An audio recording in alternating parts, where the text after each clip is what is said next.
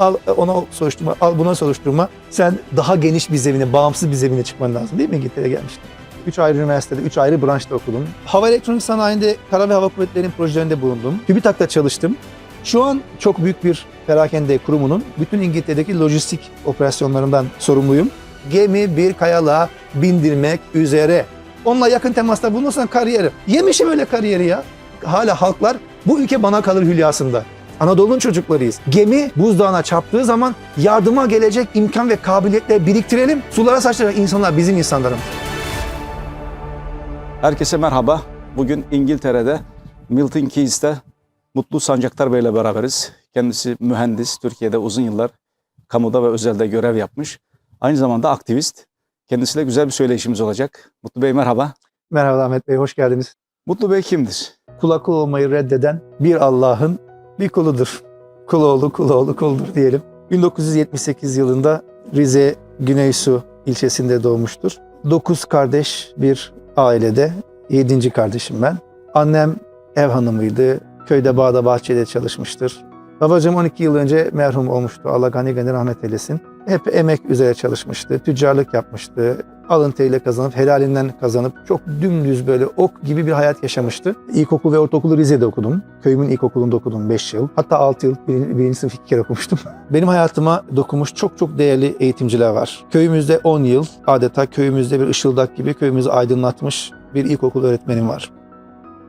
Beni anacığım okutmayacaktı. Mutlu'nun geleceğinde benim sözüm olsun, Mutlu'yu ben hafız yapacağım. Babamla tamam senin dediğin olsun. Bir gün Cengiz öğretmenim, benim ilkokul öğretmenim bahsettiğim diyor ki Emine yenge diyor, Mutlu bu kadar zeki, bu kadar dahi bir çocuk. Bu çocuğu sen şimdi Kur'an kursuna vereceksin, hafız yapacaksın. 3 yıllık Kur'an kursunu 6 ayda bitirecek. Ondan sonra bu çocuğun hayatında hiçbir gelecek, hiçbir hedef olmayacak. Ama bu çocuk bir bilim adamı olsa en iyisinden olur. Sanatçı olsa en iyisinden olur. Siyasetçi olsa en iyisinden olur. Anacığım da diyor ki ya ben istiyorum ki olduğum zaman cenazeme Kur'an okuyacak bir hafız uşağım olsun. Yani Cengiz öğretmeni diyor ki Emine yenge seni anlıyorum. O zaman bak İmam Hatip diye okullar var.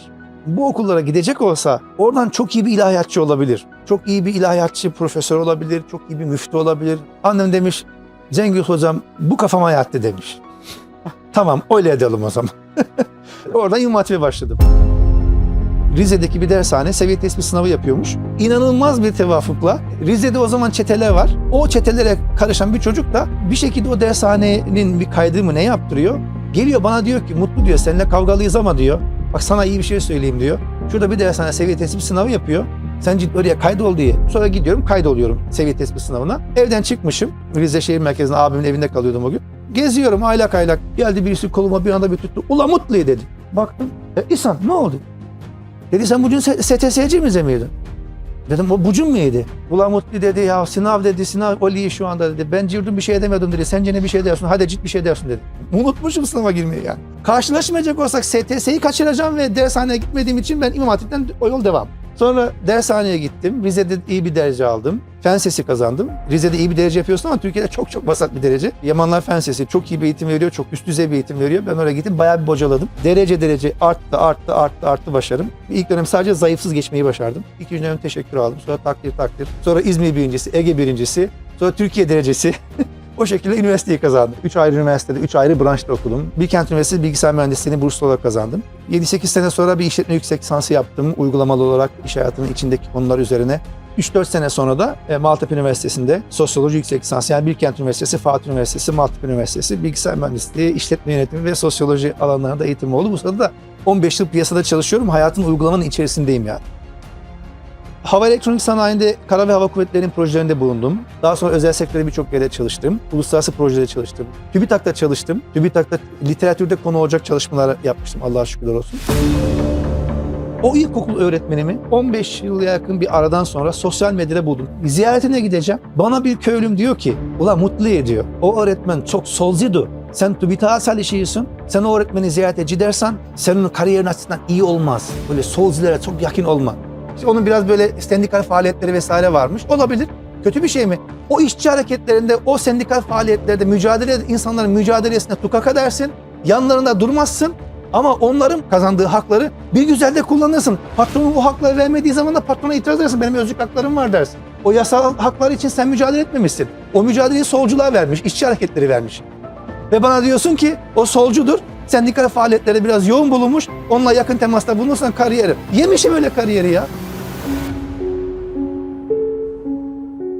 Lisede İzmir'de Fen Lisesi'nde okurken şimdi fizik hocamı çok severdim. Ona hep söylerdim işte gel bizimle futbol oyna diye. Hep böyle futbola, pikniğe her çağırırız gelir böyle. En yorgun zamanda bile kıramaz gelir. Biz yine böyle haylazlık yine geziye gel yine pikniğe gel diye sıkıştırıyoruz fizik hocamızı. Bir gün kafasını kaldırdı dedi ki evladım ben bugün bu derse gelmek için çocuğumu hastaneye götürmedim. Ne pikniği ya. Buz kesti sınıf. Anladık ki çocuğunu hastaneye götürmeden geldiği bir dersi kaynatmaya çalışıyormuşuz biz. Ben bu hadiseyi babama anlattım. Babam o öğretmenin delirmiş olması lazım dedi. Ben o gün anladım ki bu adam gerçekten tam iman etmiş. Çünkü Hz. Muhammed diyor ki kişiye imanından ötürü deli denmedikçe tam olarak iman etmiş olmaz. Ben fizikçi Naim Galip hocanın öğrencisiyim. Ben ekmeğini kazanıp kimseye sesini çıkarmayıp kalabalığın arasında saklanmak üzere yetişmiş bir insan değildi. Her gün televizyondan haberlerden bakıp adam hastaymış, belki hastalığı biraz ilerler de iktidardan düşer, şöyle olur böyle olur diye kendi iradesinin hakkını ihmal etmek üzere yetişmiş bir insan değilim. Allah'ım bana yardım et. Okulum ömür verdim sana, sağlık verdim sana, bu kadar çevre verdim, bu kadar ilim verdim. Sen bunları kullanmıyorsun, Allah'ım sen hallediver şu işi diyorsun. Ben o kişi değilim. Öyle yetişmemiştim. Dolayısıyla öyle bir ortamda ben şunu gördüm. Şimdi 3 tane üniversite okumuşum. Çok iyi şirketlerde, çok önemli görevlerde bulunmuşum. Gerçekten iftihar edebileceğim, hayatım boyunca iftihar edebileceğim Türkiye Cumhuriyeti'nin devlet bütçesine yüzlerce milyon dolar doğrudan katkısı olabilecek. Dolaylı olarak milyarlarca dolarla ölçülebilecek, dolaylı ekonomiye katkısı olabilecek çalışmaların bizzat içinde bulunmuş birisiyim. İftihar ederim. Çok ileri derece teknolojide çalıştım. Çok idealist görev yaptım. Kendimi inkar ettim, ailemi inkar ettim. Gerçekten çok iyi şeyler yapmaya çalıştım ama 2015 yılında geldiğimde Türkiye öyle bir kamplaşmıştı ki ben dedim ki tamam bu ülkede ben ekmek paramı her türlü kazanırım. Onda sıkıntı yok ve gocunmam her yolda açık kazanırım. Yani bir bilgisayar, bir elektrik kablosu, bir tane internet ver bana ben Türkiye'de her zaman ekmeğimi kazanırım. Onda sıkıntı yok. Fakat ben onun için yetişmedim. Ben sadece ekmek parası kazanmak için yetişmedim. Sosyal medyada bir fikrini belirtiyorsun. Al ona soruşturma, al buna soruşturma. Havelsan özel sektör, TÜBİTAK özel sektör ve 2015 tamam dedim maalesef buradan öteye mutlu. Sen artık bu ülkeye sığmazsın. Sen daha geniş bir zemine, bağımsız bir zemine çıkman lazım değil mi? İngiltere'ye gelmiştim. İngiltere'ye geleceğim. Cepte para yok. 4.000 dolar borç aldım. Bir bavul aldım. İçine eşyalarımı doldurdum. Geldim Londra'ya 6 Ağustos 2015 yılında. Bir ay kadar bir arkadaşımın yanında kaldım. Burada temel öğrenmem gereken buraya dair şeyleri öğrendim. Şirketimi kurdum, kart vizitlerimi bastırdım vesaire vesaire. Ondan sonra dedim ben gidiyorum Londra'ya. Arkadaşım dedi ya burada çok güzel bir ortam var. Niye gidiyorsun boşuna kira vereceksin? Burada dursana ya ne derdin var filan. Dedim kardeşim bak yani ben buraya bu rahatı yaşamaya gelmedim. Benim kafamda bir hedef var, bir proje var, bir planlar var. Ben onlar için geldim. Çok teşekkür ediyorum, minnettarım sana. Biliyorum kalsam çok daha da kalırım. Ama ben buraya bu rahatı yaşamaya gelmedim. Ben bu rahattan kaçıyorum zaten. Gideceğim şuraya taşınacağım. Neresi? Pahalı bir semt. Canary Wharf şehri. Ya abi orada çok fazla kiralar pahalıdır. Deli misin? Bari git mütevazı bir şey. Hayır dedim. Ben gideceğim orada en mütevazısında olsa, küçücük de olsa bir odada, 2 metrekare olsa bir odada kalacağım. Pencereyi açtığımda, balkona çıktığımda, sokağa indiğimde etraftaki plazaları göreceğim, iş merkezlerini göreceğim, şirketleri göreceğim ve bana projelerimi hatırlatacak. Ben hedefimi bana hatırlatacak bir ortamın içinde hedefimi hatırlatacak insanların ortamında çevre kuracağım kendime ve ben oraya gideceğim. Buraya geldikten sonra da yine güzel işler yapmayı başarmışsınız. Dolayısıyla bu başarıya giden sürecinizi de şöyle bir dinlemek isteriz. Burada ne tür projelerde bulundunuz? Burada dünyanın en büyük 10. olması lazım bir bankacılık kurumunda. Gerçekten çok sıra dışı bir hizmet verdim. Santander Bankacılık Grubu'ndan sonra buranın adli sisteminde Türkiye'deki UYAP'ın bir benzeri sistemin merkezinde teknik yönetici olarak başlamıştım. Şu an çok büyük bir perakende kurumunun bütün İngiltere'deki lojistik operasyonlarından sorumluyum. 8 yıl buradayım. Güzel geçti. Türkiye'de hayal edemeyeceğim paralar kazandım. Çok büyük iş adamı olamadım maalesef. Orada asıl planladığım projelerinden vazgeçmek zorunda kaldım. Çünkü çok daha başka insani mecburiyetler ortaya çıktı. Benim çevrem Türkiye'de çok genişti. Yani toplumun her kesiminden çevrem vardı. Ve toplumun her kesiminden çevreme duyuruyorum. Bakın Türkiye'de ortam ortada.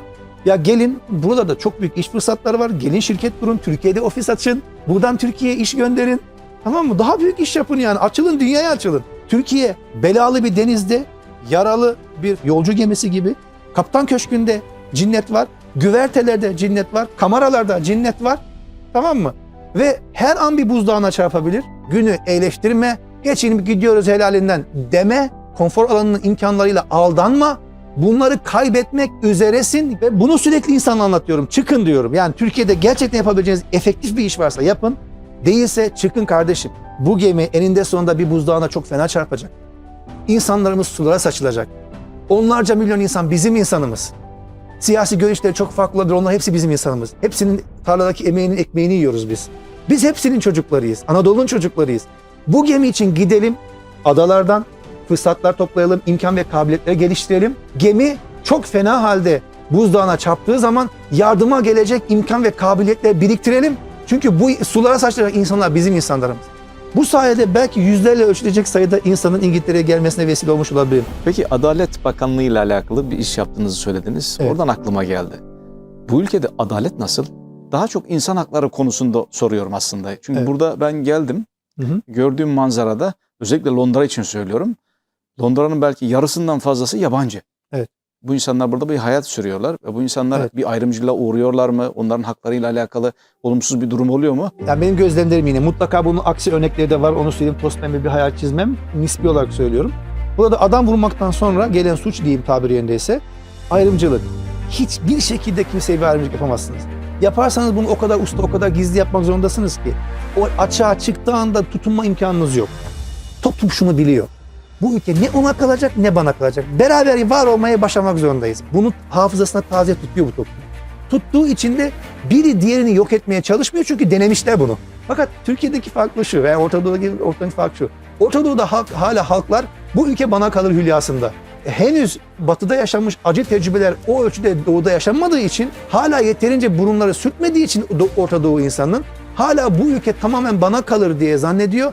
Hepsini almaya çalışan Ahmet Bey hepsini birden kaybediyor. Orta Doğu refleksini aynen dediğiniz gibi ama maalesef şu an Türkiye'de de toplum bildiğiniz dönüşüyor. Toplumun bu dönüşümünün engellenmesinin, tekrar batıya entegre olmasının imkanı var mı size göre? Bu yaşanan şeylerin milliyetçilikle bir alakası olduğunu hiçbir şekilde düşünmüyorum. Bu yaşanan şeylerin dinle de bir alakası olduğunu düşünmüyorum. İmamlıkla, hatiplikle bir alakası olduğunu kesinlikle düşünmüyorum. Bu tamamen siyasi bir istiladır benim gözümde. Siyasi bir cinnettir ama toplumda yaşanan cinnet, siyasi cinnetin hem sonucu hem sebebidir. Toplum cinnete düşmeden siyaset cinnete düşmez. Düşse de toplum onu kusar. Eğer toplum siyasetteki cinneti kusmuyorsa toplumda bir cinnet vardır.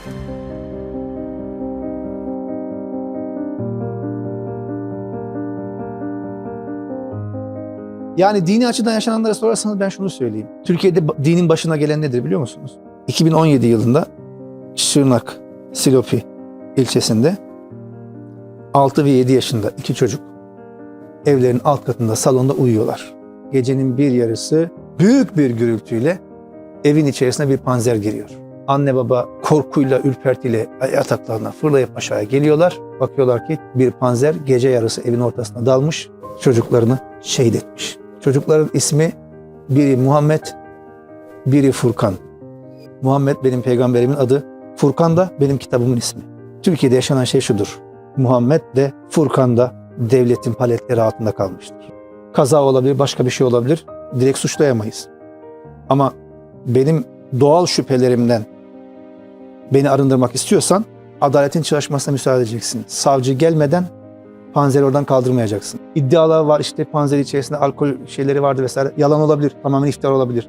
Ama bu iftiraya düşmek istemiyorsan devletsin sen. Olay yeri incelemesi yapılmasına fırsat verilmeden panzer oradan kaçırıldı. Suçlu kimmiş biliyor musunuz? Panzer. Panzer. Ben o iki çocuğun şehit olduğu odanın yıkık fotoğrafını 2017 yılında 1,5 yıl evimin duvarında tuttum. Bu evde her kim gülüyorsa şu yıkık binaya bakacak dedim. O kadar yaralandım ki. Yani isimlerin Muhammed Furkan olması hiç başka bir şey de olabilirdi. Hiç önemli değil. O bir yani tevafuk aslında. Çok da anlamlı bir tevafuk, ayrı konu. Ama orada Muhammed ve Furkan isimleri değil. İki can, iki masum devletin paletleri altında kaldı. Gönüllülük esası üzerine burada yaptığınız faaliyetler de var bildiğim kadarıyla. Onlardan da biraz bahsedebilir misiniz? Benim hayatta şöyle bir hayalim var. Bir Müslüman olarak. Allah'ın yeryüzünde yürüyen bir Rahmani ayağı olmak. Gezen, tutan bir Rahman eli olmak. Yeryüzünde yürüyen Rahman olmak. Tabii Rahman'ın kulu olarak olmak.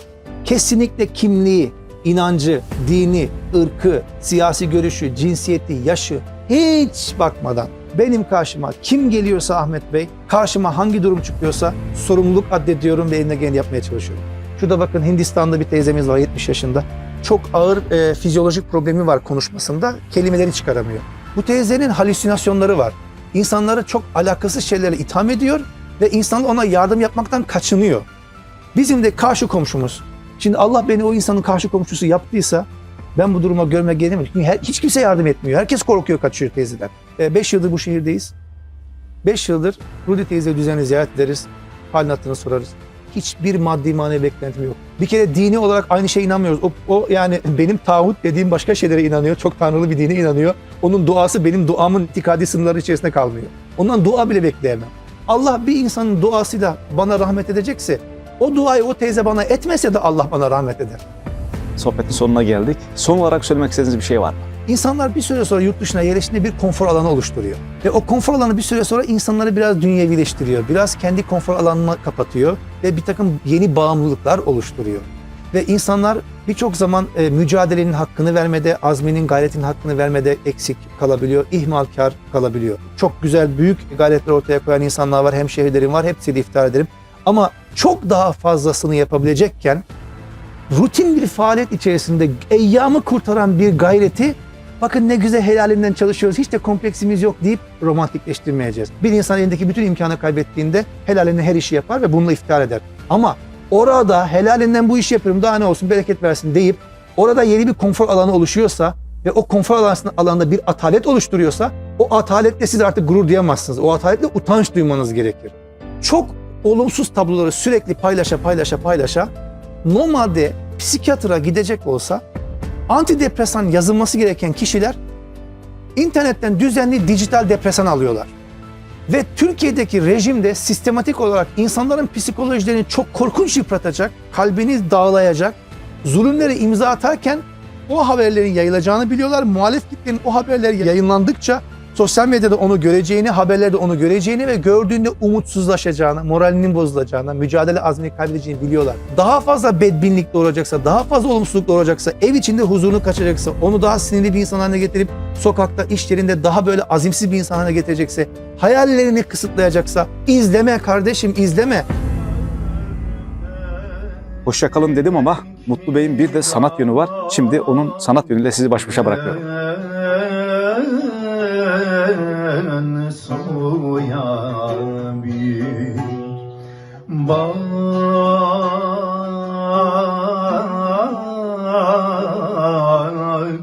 görecek misin? Körfez'deki dalgın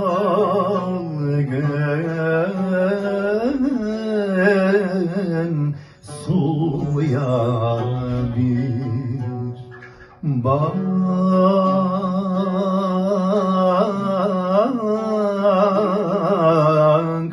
görecek